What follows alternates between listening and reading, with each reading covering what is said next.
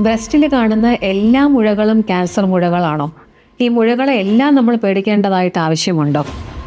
അങ്ങനെ പേടിക്കേണ്ട ഒരു ആവശ്യമില്ല. ചെറുപ്പക്കാരിൽ ഈ ബ്രസ്റ്റിൽ മുഴകൾ കാണാം. അത് പലപ്പോഴും ക്യാൻസർ മുഴകളായിക്കൊള്ളണമെന്നില്ല.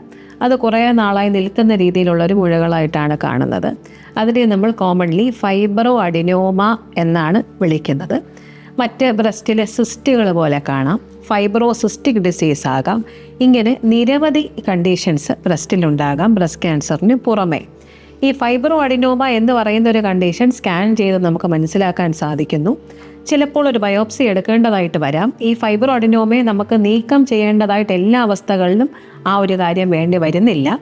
സാധാരണ രീതിയിൽ ഫൈബ്രോ അഡിനോമ ക്യാൻസറായി മാറാനുള്ള സാധ്യതയും കുറവാണ്.